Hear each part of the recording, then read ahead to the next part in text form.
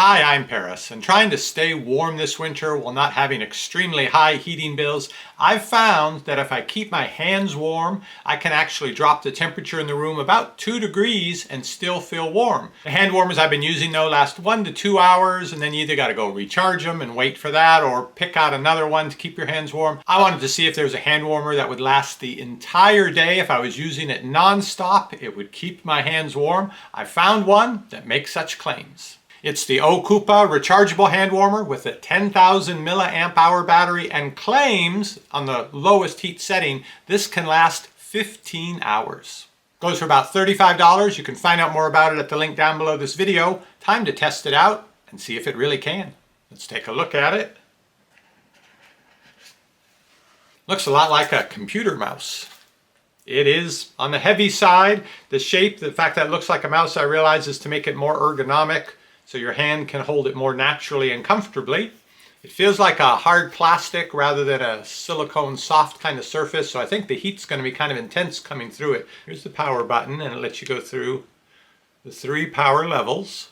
We've got our 1 red dot, 2 red dots, oh I feel it warming up fast, and 3. And a long press turns it back off. Here on the end you can see the standard USB connector. This is actually for output. You can charge your phone or another device from the battery contained in this. And then you've got 2 little inputs here. These are for charging it. You can do USB Type-C, which is the fast way to charge it. This device can charge in 3 hours. Really nice. Or if all you have is the older style micro USB connector, we'll still charge it up, but will take longer. I've set it up with the strap on my wrist. Fits just nice. Fits right in the hand very comfortably. They do say to charge this up before giving it a first go, so I'm going to do that next. Well, we had a cold front in last night. This morning it's down to freezing. Thought it would be a good time to try out this rechargeable hand warmer. Man, do my hands need it. So let me fire it up here. I have been using it around the house and it's been really good at keeping my hands warm, but this is the test out where it's cold. Fortunately for me, there's no wind this morning. Yeah, it's making a big difference already, just 5 to 10 seconds after turning it on. I'm going to be switching it between hands, so I do need to put the camera down, but I'll update you here shortly. All right, well, at its lowest setting, it is just managing to keep my hands warm enough. Of course, not the outside of the fingers, but the inside of my hand gets plenty warm, swapping it back and forth between hands. But it's right at freezing, and there's no wind today. So if it were colder or there were some winds, this would need to be at a higher power setting. So I'm going to bump it up now to the highest power setting. See how it feels. I could use some more heat. All right, we're on full power now with 3. Let's see how warm this gets. Well, I've given this several minutes to really warm up, but I don't feel, even on the highest heat, that I'm getting more heat than on the lowest heat. Now, that could just be that my hand is so cold that it's pulling in the heat as quickly as this can produce it, so I don't really notice the difference. But I think it was keeping my hand just comfortably warm at low. I'm surprised it isn't any warmer with it at the full heat setting. I'll have to check this out objectively rather than subjectively. I'll be able to use my thermometer, testing it out back home, and see what temperatures we really get on low, medium, and high. So let's find out what's going on with the 3 temperature levels. To start out with, I've got the portable hand warmer here at room temperature. Let's put it on low.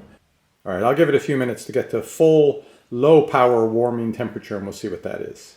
All right, I've given it about 10 minutes to get up to the temperature it's normally at, which is, let's move around here, 111, 110, 109. Oh, I think I might know what's going on, because that's too much temperature change.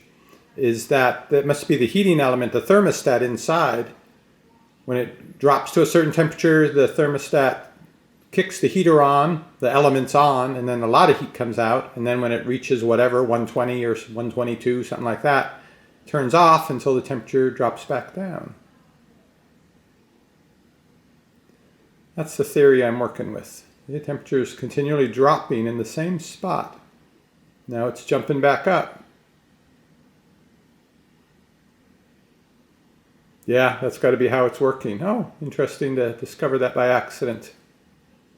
So it does make it harder to say what the average temperature is. I'm going to go for around 110 on the lowest heat setting. I'm going to bump it up to medium heat. Now again, I didn't feel any difference bumping it up out on my walk. There we go, we got 2 lights on. And I'll give it a few minutes, come back and check the temperature. It's been 10 minutes with the hand warmer on medium. Let's see how the temperature is. Ooh, 125. I'm a little surprised, it actually is getting warmer. Ooh, it feels hot now. You have the higher temperature. I wonder what the deal was when I was out walking. Okay. 3 dots going up to the highest temperature. See what that comes in at. Oh, definitely warmer. I've charged up the hand warmer completely. Let's see how long it can last on the lowest heat setting. It's 9:30 in the morning. A little cool this morning. I'm going to set it here at 1 dot of heating and check back on the temperature in a few hours, as well as to make sure it's still going. It has been 10.5 hours. We're still going strong and staying warm. 12 hours. Hey, it made it. And potentially up to 15 according to their advertising. And at 13 hours, the light is out. Well, it did pretty well to make it to 13 hours. Oh yeah, it's just flashing. No power left. So it made it past 12.5. I checked it then, but at 13, power was gone. Oh, it's still above room temperature. And let's test how long it takes to charge up. Starting at 8:30 in the morning. At 3 hours even, it wasn't charged yet. Now at 3 hours and 20 minutes, it's charged. So it took just over 3 hours for a complete charge. All right, outside tonight, we are in the upper 40s and it's supposed to get down to almost freezing.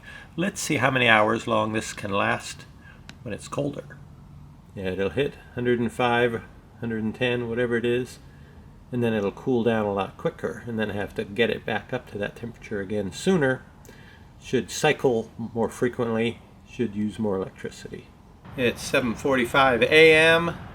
The power is gone, so it lasted it lasted less than 8 hours and 45 minutes. I'm not sure what time during the night it actually switched off.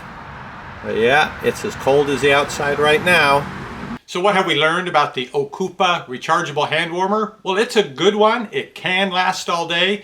It helps if it's not too cold in your house. I think if it's in the 70s, you might get 15 hours out of this. But if it's in the 70s, how much do you need this?